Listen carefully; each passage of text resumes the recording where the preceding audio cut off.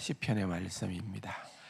119편 25절에서 32절 말씀 찾아서 읽도록 하겠습니다. 25절입니다. 내 영혼이 진토에 붙어 싸우니 주의 말씀대로 나를 살아나게 하소서. 내가 나의 행위를 아뢰매 주께서 내게 응답하사 사오니 주의 율례들을 내게 가르치소서. 나에게 주의 법도들의 길을 깨닫게 하여 주소서. 그리하시면 내가 주의 기이한 일 작은 소리로 엎조리이다. 나의 영혼이 눌림을 말미암아 녹사오니 주의 말씀대로 나를 세우소서. 거짓 행위를 내게서 떠나게 하시고 주의 법을 내게 은혜로이 베푸소서. 내가 성실한 길을 택하고 주의 규례들을 내 앞에 두었나이다. 내가 주의 증거들에 매달려 싸우니 여호와여, 내가 수치를 당하지 말게 하소서. 주께서 내 마음을 넓히시면 내가 주의 계명들의 길로 달려가리이다. 아멘. 예. 신이 납니까? 힘이 생깁니까? 예. 오늘 우리가 나눌 말씀은 시편 119편의 몇 번째 차례죠? 네 번째. 전체가 총 몇 년으로 되어 있다고요? 22년으로. 한 년이 몇 절로 되어 있어요? 8절. 한 년이 8절. 이거는 시편 119편의 전체적인 구조죠. 그래서 오늘은 네 번째 차례입니다. 저는 이게 들어가면 들어갈수록 굉장히 신이 나는데, 여러분은 언제 22번째가 되나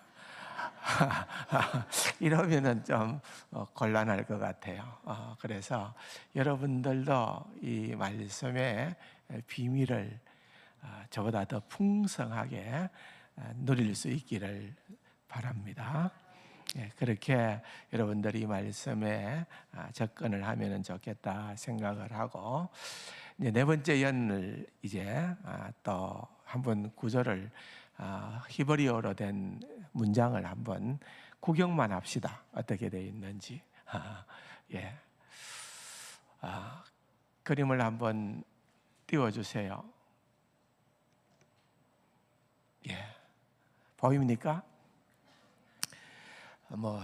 여러분들 그냥 그림이다 그렇게 생각을 하시고 보면은 좋겠는데, 25절에서 마지막 32절까지가 똑같은 글자가 있죠. 다 동그라미로 쳐놨는데, 시작 히브리 말은 오른쪽에서 왼쪽으로 가니까 25절 옆에 딱 빨갛게 되어 있는 것이, 저게 이제 히브리 말로는 네 번째 단어입니다. 알파벳으로 달렛이라고 그래요. 달렛. 영어도 보면 A, B, C, D, 더 그러죠. 더. 이것도 달렛이라고 해요. 달렛. 그래서 다발이라는 히브리 단어가 있어요. 다발. 다발이라는 말은 달렛으로 시작하는 말인데, 그거는 말씀이라는 말이에요. 말씀, 주의 말씀, 하나님의 말씀이라는 말이고, 또 지난번에 한번 말씀을 드렸는데, 대렉이라는 말은 길이고 행이다라고 하는 말을 얘기했어요. 그래서 어떤 사람의 이름에 대렉이라는 단어가 들어가면 그 집안 자체가 꽤나 경건한 집안이로구나 라고, 믿음의 집안이로구나, 그 가게가 그렇게 이어지는구나 하는 것을 생각할 수 있는 그런 말이죠. 그래서 저를 달렛이라고 그러는데, 달렛으로 다 32절까지 전개가 됩니다. 그런데 하나 더 볼 필요가 있는 것은 앞에 4절과 뒤에 4절의 마지막 글자가 똑같죠. 앞에 4절의 마지막 글자는 저것은 카프라는 단어예요. 전 달렛하고는 좀 다르게 생긴 거예요. 카프라고 하는 단어가 글자가 되어 있고요. 그 다음에 29절에서 32절에는 우리로 보면은 점만 이렇게 찍어 놓은 거, 숨표처럼 점만 하나 찍었는데 저것도 히브리 자음이에요. 히브리 문자예요. 그래서 저거는 요더라고 그래요. 요더. 그래서 카프로 전반 4절은 마감을 하고 또 후반의 4절은 요더라는 저 단어로 마감이 되어 있어요. 그래서 하나의 시잖아요. 말 그대로 시편은 시잖아요. 시는 이제 운이 있어야 되니까 히브리 단어는 시인이 정교하게 그런 것들을 다 살려서 문장을 만들어 놓았는데 할 수 없어요. 우리말로 영어로 뭐 어떤 세계 언어로 번역을 한다 해도 저것을 살릴 방법은 없잖아요. 그러니까 우리는 그냥 시적인 언어로 문장으로 이제 번역을 해 놓았지만은 원래의 의미는 저런 것들이 다 담겨 있다라고 하는 것을 우선 말씀을 드립니다. 자, 이제 본문을 이제 우리말로 된 본문을 한번 보도록 하겠습니다. 세 번째 연, 지난 2주간 동안 살펴보았던 세 번째 연하고 지금 우리가 또 살펴보게 되는 네 번째 연은 연결이 되어 있어요. 내용적으로. 그래서 그 내용은 고난이 주제가 되는 거예요. 고난. 다시 말하면 시인은 지금 자신이 예상치 못한 너무나도 힘든 상황 가운데 처하게 되어져 있다. 그 표현들이 계속 등장을 해요. 3년에도 그렇고 지금 우리가 읽어본 네 번째 연에도 그러합니다만은 인생은 고난이 계속 되더라는 거예요. 제가 오늘 1부 예배와 2부 예배 사이에 한 성도님이 또 갑작스럽게 최근에 소화도 안 되고 체중이 또 빠지고 그래서 병원에 가서 검사를 해보니까 암으로 판정이 됐대요. 그래서 다음 주중에 들어가서 정밀 검사를 하고 또 어떻게 치료를 해야 될 건가를 결정을 해야 된다는 얘기를 듣고서는 일부 예배를 출석을 했길래 잠시 마치고 불러서 기도를 했습니다. 의외로 우리 주변의 성도님들 가운데에서 이런 분들이 꽤나 많이 있습니다. 이러한 저러한, 어떤 분은 후두암으로, 어떤 분은 구강암으로, 또 어떤 분들은 또 이래저래 다른 암들로, 꼭 암만 아니다 하더라도 우리 전진홍 집사님 같은 경우는 갑자기 그렇게 직장에서 나와서 쓰러져서 병원으로 가다가 쓰러졌는데 심장마비가 왔고 결국은 회복이 안 되는 거죠. 안타깝게도 이제 더 이상 병원에서는 어떻게 할 도리가 없다. 가족들이 회의를 하고 그래서 결국은 오늘 임종 기도를 함으로 모든 병원적 조치를 다 떼도록. 그래서 아마 그렇게 되면은 며칠 못 가는 거죠. 바로 다음 주간에 우리가 또 하나님의 특별한 간섭이 아니면은 또한 장례를 치러야 되는, 아직 50대 초반인데 그런 일들이 우리의 인생에는 누구도 예측을 못 한다는 거예요. 여러 가지 많은 삶의 어려움들이 일어난다는 거예요. 그럴 때에 우리 성도가 도대체 뭘 해야 하느냐? 하나님의 백성된 자들은 도대체 어떻게 행동을 해야 되는가? 오늘 25절에 보니까 내 영혼이 진토에 붙어 사오니, 뒤에 설명을 좀 더 구체적으로 드리겠습니다만은 내가 지금 죽게 된 형편에 처했다 이 말입니다. 나는 지금 살아있으나 살아있는 자 같지 않다 그 말이에요. 그런데 그럼에도 불구하고 뭐라고 기도를 합니까? 주의 말씀대로 나를 살아나게 하소서. 하나님 살려주세요. 하나님 살려주세요. 하나님은 살려주실 수 있는 그러한 분이시지 않습니까?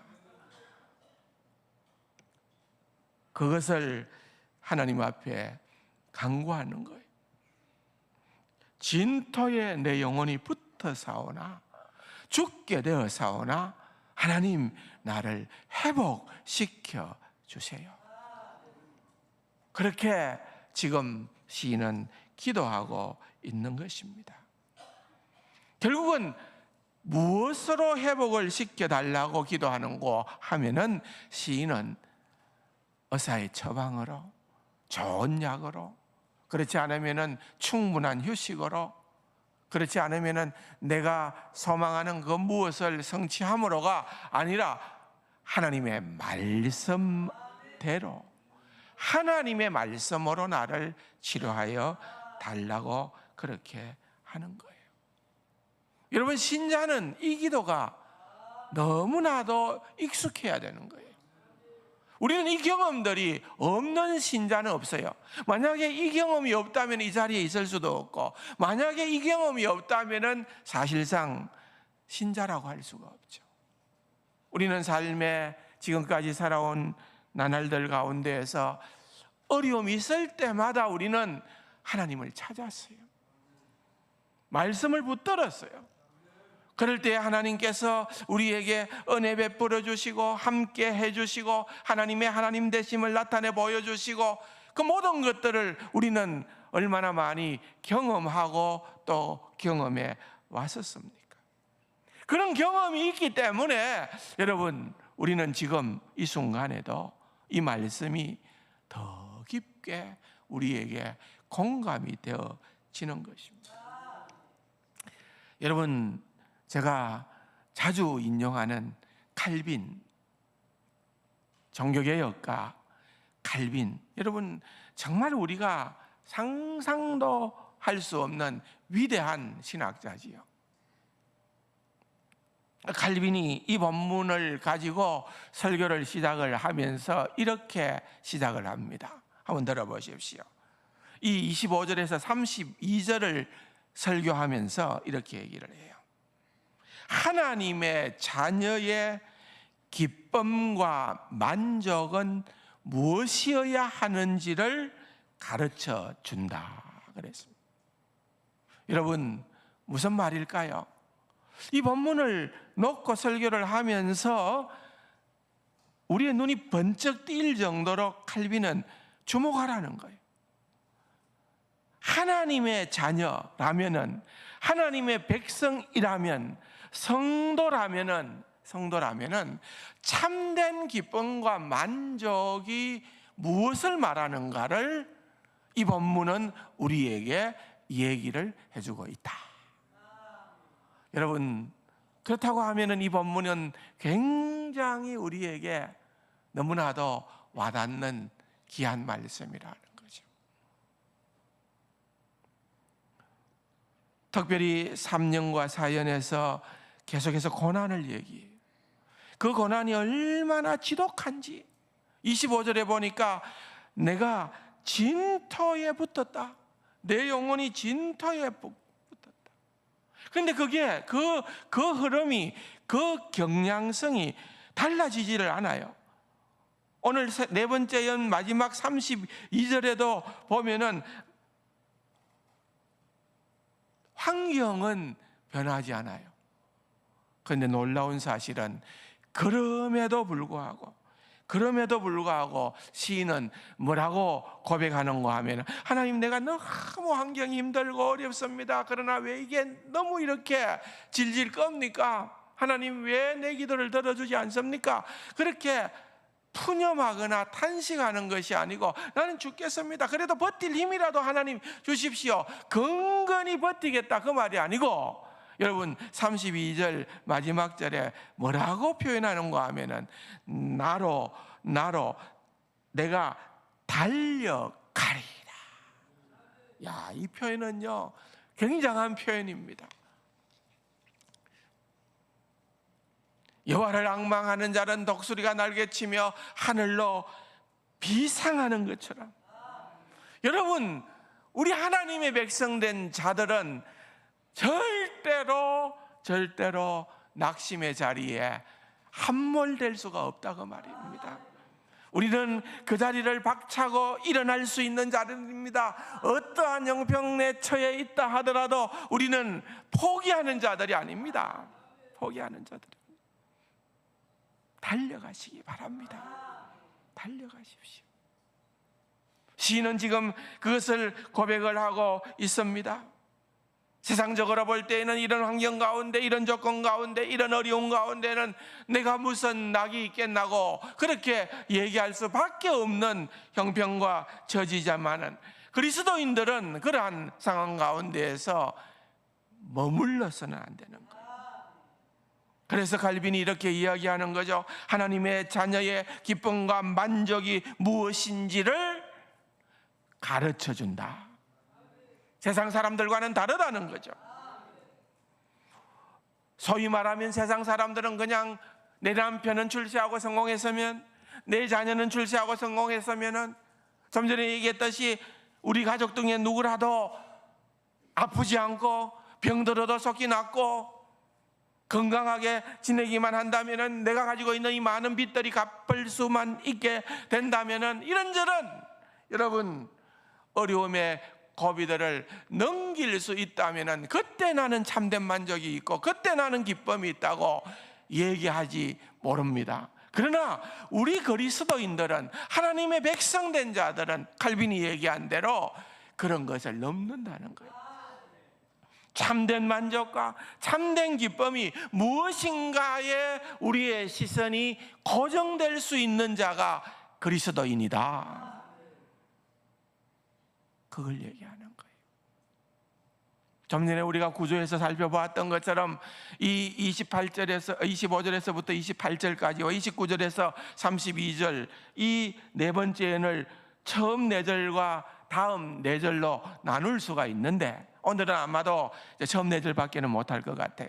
그런데 처음 네 절에서 얘기하는 것은 고난 중에 하나님의 말씀이 나를 살렸다. 고난 중에 하나님의 말씀이 나를 살렸다는 것을 얘기하는 것이고, 29절부터 32절까지는 고난이 여전히 내 삶에 있음에도 불구하고 하나님의 말씀이 내 영혼에 힘을 줘서 나로 하여금 달려가게끔 했다. 신바람이 났다 이 말이에요. 여러분, 후반부에 그 말씀을 더 주목할 수가 있는데, 어쨌든 앞부분을 먼저 살펴봐야 뒷부분이 얼마나 유익한 말씀인가를 알게 된다는 것입니다. 그래서 25절에 주목하자는 거예요. 전반부에 25절에 보니까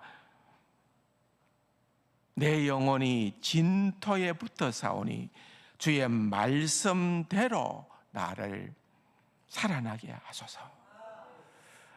이 본문에서 우리가 주목하려 하는 것은 붙었다는 거. 붙었다. 내 영혼이 어디 붙었다? 진토에 붙었다. 근데 이 붙었다는 이 히브리 단어가, 똑같은 단어가 이 한 번 더 네 번째 연에 나오는데, 어디 나오는가 하면은 31절에 나옵니다. 우리말 번역은 다르게 번역을 했는데, 내가 주의 증거들에 매달려 사오나.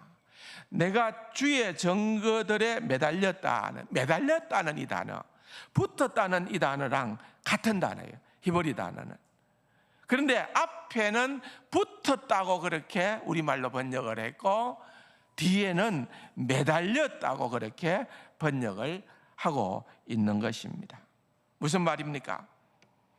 둘 다 25절은 내 영혼과 땅이 하나가 되었다는 거예요. 내 영혼이 땅에 붙었으니까 내 영혼과 땅이 하나가 됐다는 거예요. 그 다음에 내가 주의 증거들에 매달렸다는 말은 주의 말씀하고 내가 하나가 됐다 그 말이에요. 주의 말씀에 내가 딱 달아붙었다 그 말인 것입니다. 그러니까 붙었다라고 하는 이 말은 여러분 뭘 의미할까요? 신이 왜 붙었다고 얘기를 했을까요? 6.25 전쟁을 우리가 한번 그려보는 거죠. 상상해 보는 거죠. 정말 마지막에는 그냥 엄청난 그런 추위 가운데에서 중공군들이 때려 내려오고 또 우리가 떠밀려 오다가 다시 반격하고 그런 가운데에서 얼마나 많은 사상자가 났습니까? 치열한 전투였습니다. 그러한 치열한 전투에서는 죽는 이들도 많이 발생을 하죠. 그리고 그렇게 죽게 되어질 때 어떻게 그 시신을 수습할 수도 없는 그런 절박한 상황이 놓이는 거죠. 바로 그런 의미라는 거죠. 땅에 붙었다라고 하는 말은 죽은 자들은 땅에 붙어 있는 거예요. 살아있으면 억지로라도 일어납니다. 누구의 도움을 받아서라도 움직입니다. 그런데 붙어버렸다는 말은 나는 죽게 되었다 그 말이에요. 죽은 자라 그 말이에요. 시인은 지금 자기가 지금 그런 형편에 놓이게 되어졌다. 그 이유는 잘 모르겠어요. 세 번째 연에서 조금 추측을 할 수 있는 것은 많은 사람의 멸시와 비방 가운데에서 그가 너무나도 시달려서 힘이 들어있는 그런 상황이 느껴지기는 합니다만은 구체적으로 그것을 밝히지 않기 때문에 잘은 모르겠어요. 그러나 그것이 중요한 것이 아니라 어떤 연유에서든지 간에 자신의 범죄함으로 말미암아서 온 영적 침체일 수도 있겠죠. 상상해 보면은 아닐 수도 있겠죠. 어쨌든 지금 처해 있는 형편은 죽을 지경에 놓이게 되어졌다. 죽을 지경에 놓이게 되면은 할 수 있는 게 별로 없는 것 같아요. 기도할 힘도 없어요. 찬양할 힘도 없어요. 내게 모든 기쁨은 다 소멸되고 사라져 버렸다 그 말입니다. 다시 한번 칼빈의 말을 인용을 하겠습니다. 그가 하나님께서라는 말이죠. 하나님께서 우리를 이렇게 쓰러뜨리고 허무함에 이르게까지 하셨을 때 우리를 회복시키고 우리에게 생기를 주시는 것은 하나님의 고유한 임무이기 때문입니다. 우리의 모든 만족을 하나님과 그의 은혜에 두어야 합니다. 우리는 그분 한 분만으로 만족하며 그가 우리를 불쌍히 여기는 것을 느끼는 것으로 만족해야 됩니다. 다시 말하면은 이것은요, 우리로 하여금 시야를 넓혀라는 거예요. 내가 지금 이렇게 어려움에 처해 있다. 비록 내가 범죄해서 글을 쓸 수도 있고 또 그렇지 않을 수도 있다. 우리가 그런 경우가 많잖아요. 그러면은 내 죄 때문에 그러면 아이고 나는 망했네, 죽었네, 나는 천벌을 받아야 돼. 그렇게 되어지면은 소망이 없다는 거예요. 어떤 상황 가운데 놓이더라도 우리가 원래 죄인이고, 여러분 우리가 원래 유약한 자입니다. 우리가 그렇게 자신할 수 있는 게 없어요. 그렇다고 해서 뭐 나는 죄를 짓기를 밥 먹듯이 해도 괜찮다 이 말이 아니고, 우리가 하는 데까지 하더라도 늘 부족하다는 거죠. 그렇게 되어질 때에 여러분, 우리를 그러한 자리에까지 이르게 하신 분도 하나님이시기 때문에 그 하나님은 우리의 모든 형편과 처지를 아시는 하나님, 하나님은 섭리하시는 하나님, 하나님은 모든 것을 다스리고 주관하시는 하나님. 그러면은 나의 그런 실패의 환경도 그렇게 허용하시고 허락하시고 아시는 하나님이라고 할진대 그 하나님이 능히 나를 살리시고 회복시켜 주실 줄로 믿습니다. 그렇게 믿음의 고백을 하자는 거예요. 다시 말하면 오늘 25절에 내가 진토에 붙어 사오니, 내 영혼이 진토에 붙어 사오니라고 하는 이 말은 그냥 단순한 어떤 포기와 절망의 탄식이 아니라, 그러한 가운데 나는 놓여 있지만은 나는 하나님께 기도하리라, 나는 하나님을 소망하리라, 나는 하나님을 바라보리라, 나는 하나님께 나아가리라. 그렇게 부러지질 수 있는 그 시인을 바라보면서 칼빈이 이러한 설명을 하고 있는 것입니다. 사랑하는 성도 여러분, 우리도 마찬가지인 줄로 믿습니다.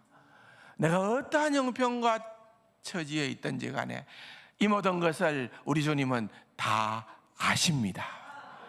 또한 이러한 형편을 허락하신 주님이시라고 한다면은 우리를 또한 살리시고 회복시키시는 하나님이심을 믿으시기 바랍니다. 그렇게 해야 돼요. 주의 말씀대로 나를 살아나게 하여 주옵소서. 하나님이 살리시는 수단은 다른 것이 아니고 능력의 말씀이라는 거예요. 그래서 시편 119편은 계속해서 다른 표현이지만은 말씀 계속 말씀으로 도배가 되어 있는 이유가, 말씀이 능력이고 말씀이 생명이고 말씀이 우리를 살리는 유일한 수단이 되기 때문에 그렇다는 거예요.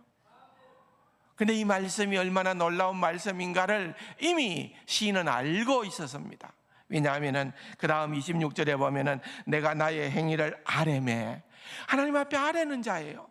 하나님 앞에 아뢰니까 주께서 내게 응답하셨사오니 그랬어요. 여러분, 경험을 했다는 거예요. 이 하나님의 말씀의 능력을 맛보았다는 거예요. 신앙생활의 묘미입니다. 여러분, 이 깊은 은혜를 누리고 살아가시기를 바랍니다. 어차피 이 세상에 살아가는 동안에 우리에게 고난이 없을 때가 있을까요? 없어요. 고난이 없는 것은 공동묘지에 가면 없어요. 거기는 말이 없어요. 평온해요. 고난도 없어요. 그러나 움직여서 살아가는 자들이라고 하면은 우리의 삶에는 항시 고난이 있는 거예요. 그러므로 나의 응답받았던 과거의 은혜, 이거 참 중요합니다. 신앙생활을 하면서 내가 누렸던 과거의 은혜들이 있으니까 우리는 하나님 앞에 나와서 아뢰일 수가 있게 되고요, 하나님 앞에 더 담대하게 요청할 수가 있게 된다는 거죠. 시편 116편에 보면은 여호와께서 내 음성과 내 간구를 들으심으로 내가 그를 사랑하노라. 여호와께서 내 간구를, 내 음성을 들으심으로 내가 그를 사랑하는도다. 그의 길을 내게 기울여서므로 내가 평생에 기도하리이다. 이거 경험이 있는 자가 할 수 있는 기도예요. 놀라운 은혜를 체험한 자는 할 수밖에 없는 기도예요.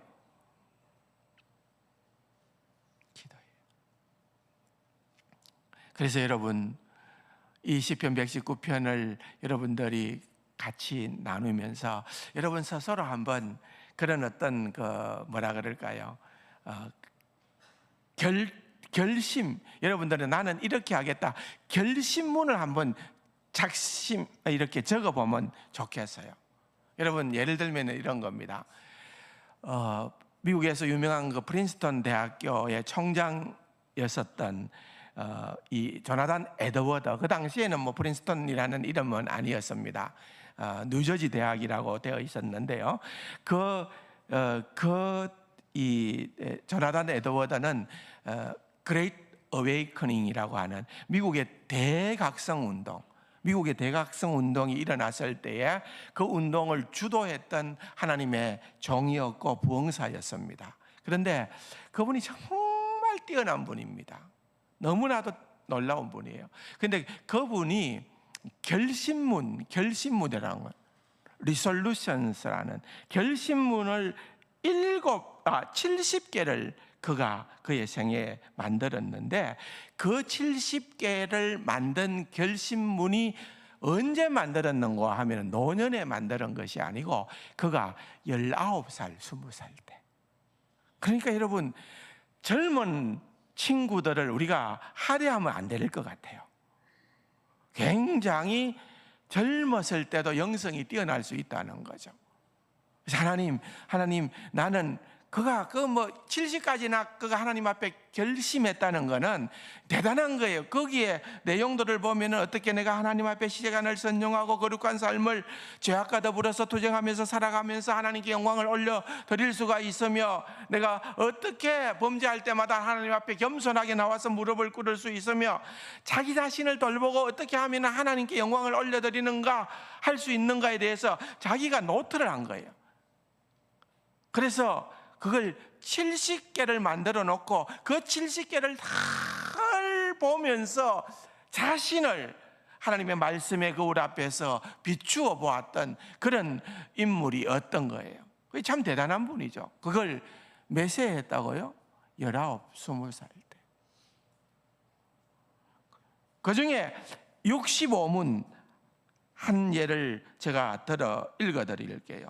내 평생에 사는 날 동안 이 방식으로, 자기가 지금 이렇게 결심문을 서는 이런 방식으로 나를 연단하기를 결심하노라. 곧 항상 내 행실을 하나님께 아뢰고 내 영혼을 하나님 앞에 활짝 열어놓는 방식을 견지하리라. 나의 모든 죄와 시험과 어려움들과 슬픔과 두려움과 소망, 그리고 내 마음속에 일어나는 소원과 모든 것을, 또한 나의 모든 환경을 하나님께 아뢰리라. 여러분, 우리가 계속 지난주에도 말씀을 드렸습니다마는 하나님의 백성들이 뭘 해야 되느냐? 지난주에는 첫 번째로는 주의 말씀을, 두 번째로는 그 주의 말씀을 엎조리라, 묵상하라. 그 앞에 제가 말씀드렸던 것은 하나님께 신원하라 그랬어요. 하나님께 신원하라. 하나님께 신원한다는 것은 하나님께 내 형편을 아뢰는 거예요. 아뢰는 거. 하나님 갚아주십시오. 하나님, 나의 이 모든 간구를 들어주십시오. 신원하시는 하나님이심을 믿는 거죠. 그래서 오늘 본문에도 보면은 내가 주께 아뢰사오니, 하나님께 아뢰는 것, 우리 성도로서는 너무 중요한 일이라는 거예요. 너무 중요한 것. 그런데 그냥 아뢰는 것이 아니라 우리가 말씀을 붙들고 그런 결심문을 작성해 보는 거예요. 조나단 에드워드처럼. 그럴 때에 그 결심이 너무나도 귀하고 하나님 앞에서는 아름다운 그러한 고백이 될 거라 확신하는 거예요. 제가 20편 설교를 하면서 제일 많이 참고도 하지만은 제일 은혜를 많이 받는 책을 하나 여러분들한테 소개를 시켜드릴게요. 시편 119편 말씀 사모하며 헐떡이는 사람, 이래서 이분이 찰스 브리치스라는, 내가 가끔씩 인용을 하죠. 그런데 이분이 쓴 책이 817페이지입니다. 그러니까 시편 119편을 이분이 이렇게 설교를 했는 것이 감사하게도 우리말로 다 번역이 됐어요. 이거 참 옛날 분이거든요. 근데 이분이, 제가 이분의 설교를 읽는 가운데에 아마 여러분들도 기회가 되면 이 책을 한번 구입해 보십시오. 읽어보면은 이 책의 내용들이, 저는 개인적인 생각에 제가 설교하는 것에 100배는 더 은혜 받을 거다. 여러분들이 이 책을 한번 읽어보면은 그래 생각이 들 만큼 엄청나게 풍성합니다. 한 절 한 절씩 그것을 말씀을 풀어가는데 깜짝깜짝 놀랄 그런 어떤 뭐라 그럴까요? 통찰력이라 그럴까요? 그런 인사이트가 있는 거예요. 그래서 저는 이 책을 너무 사랑하게 됐어요. 그래서 이거 너무 또 지나치게 사랑하면은 이 책에 빠지면은 설교가 너무 길어질까봐 내가 걱정입니다만, 아무튼 여러분들 이거 좀 많이 보십시오. 많이 보시면 너무 좋겠다 생각하는데, 놀라운 사실은, 제가 깨달았던 놀라운 사실은, 이분이 이 설교를 몇 살 때 했는가 하면은 33살이에요. 제가 지금 나이가 얼마입니까? 적어도 찰스 브리치스에 저는 2배는 많습니다. 그런데 제가 보면서 참 너무 좋다라고 정말 눈길이 가지는 책이라고 한다면은, 여러분, 이분의 영성이라는 것이 얼마나 탁월할까, 그런 생각을 해봅니다. 그 가운데 이분이 이런 기도를 풀어냅니다. 오늘 본문을 가지고 이분이 기도를 하는데, 저는 생명력도 힘도 없이 진토에 누워 있습니다. 내가 온 것은 양으로 생명을 얻게 하고 더 풍성히 얻게 하려는 것이라고 말씀하신 주님, 요한복음 10장의 말씀이죠. 저를 소생시켜 주소서. 제게 주님의 생명력을 불어 넣으소서. 제가 진토에서 일어나 주님만 온전히 붙잡게 하옵소서. 여러분, 이 말씀의 비밀을 제대로 알았기 때문에 브리치스는 이 말씀을 읽고 이런 기도를 할 수가 있었다는 거죠. 여러분, 우리는 어떨까요? 우리는 이 말씀을 읽고 과연 이런 기도가 우리에게서 터져 나오게 될까요? 영성의 차이가 있다는 거예요. 사랑하는 성도 여러분, 우리 하나님은 정말 선하신 하나님이십니다. 우리 하나님은 그 선하심이 너무나도 관대하시고 후하신 하나님이심을 믿으시기 바랍니다. 그래서 우리가 하나님을 닮아간다는 것은요, 우리의 선함과 우리의 관대함도 주님을 닮아가야 되는 거예요. 있고 없고를 떠나서 예수 믿는 사람이 성숙한 믿음의 소유자라면은, 신앙이 점점 더 깊어져 가야 되는 사람이라고 하면은, 이런 어떤 관대함과 풍성함이 나타나는 것이 너무 필요하다는 거죠. 시인은 지금 그렇게 되게 해달라고, 주님 26절에 보면은 주의 율례를 내게 가르치소서, 27절에 보면은 주의 법도들의 길을 깨닫게 해달라고, 가르쳐주고 깨닫게 해달라고 그렇게 간구하는 것입니다. 주님, 내 영혼이 지금 너무나도 땅바닥에 지금 그냥 엎어져 있습니다. 하나님, 나도 잘 이해할 수 없는 이 상황들 가운데에서 하나님 지혜를 주셔서 나로 하여금 깨닫게끔 가르쳐 주시옵소서. 그러한 간구를 주님 앞에 하고 있는 것을 보게 되는 것입니다. 28절에는 보면은 자기 영혼을 이렇게 언급합니다. 나의 영혼이 눌림으로 말미암아 녹사오니. 녹았다는 말은 마치 물이 펄펄펄펄 넘치는 것처럼, 흘러 넘치는 것처럼 그 말을 의미하는 거예요.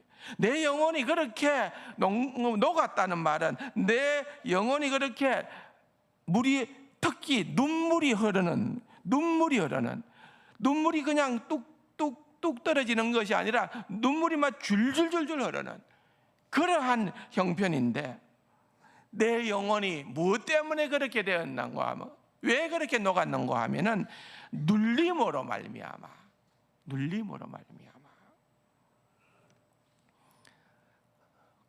진토에 붙었다는 또 다른 표현이라고 볼 수가 있겠죠. 하나님, 내 영혼이 얼마나 눌렸으면은 나는 정말 한없는 눈물을 주님 앞에서 흘릴 수밖에 없는 그러한 형편입니다. 하나님, 어찌하면 좋겠습니까? 하나님, 나를 구원해 주시고 하나님, 나를 살려 주십시오. 그렇게 얘기를 하는데, 특별히 마지막으로 눈길을 끄는 문장이 있습니다.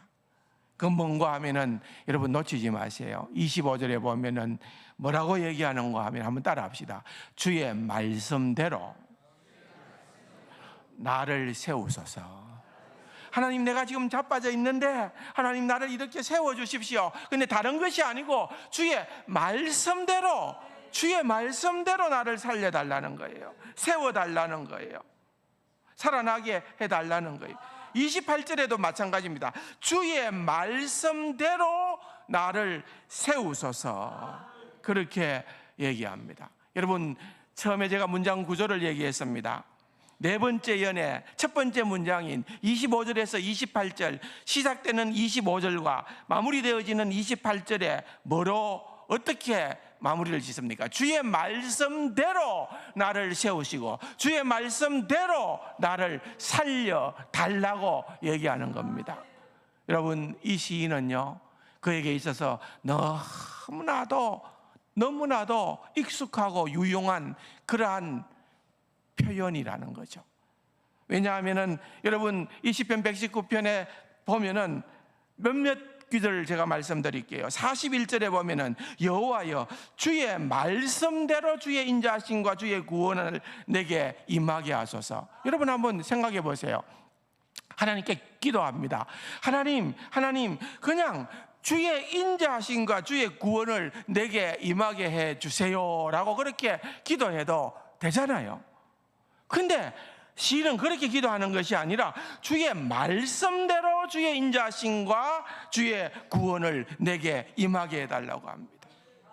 58절도 보면은 내가 전심으로 주께 간구하여 사오니 내게 은혜를 베푸소서 해도 되는데 주의 말씀대로 내게 은혜를 베푸소서. 그렇죠?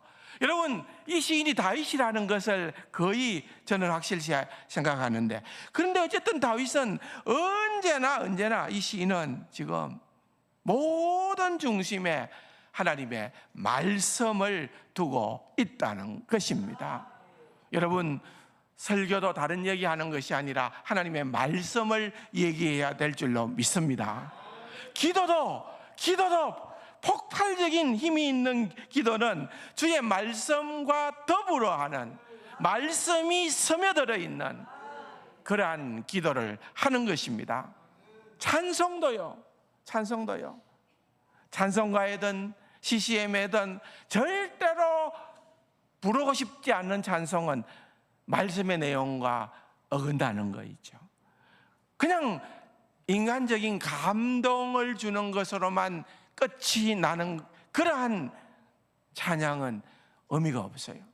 찬양도, 진짜 찬양은 말씀 더불어서 말씀과 함께하는 찬양이어야 된다는 거예요. 그래서 시편의 찬양이 좋습니다. 오늘 시작할 때 시편 말씀을 가지고 찬양을 만드는 거잖아요. 그 찬양이 우리에게는 너무나도 귀한 찬양이 될 수가 있다는 겁니다. 사랑하는 성도 여러분, 네 번째 연에서 뿐만 아니라 시편 전체의 주제는 주의 말씀대로인 줄로 믿으시기 바랍니다. 여러분들의 소망을 주의 말씀에 두고 살아가는 귀하고 복된 우리 세상 가족들 다 되기를 주님의 이름으로 축원합니다. 다 같이 일어나서서 우리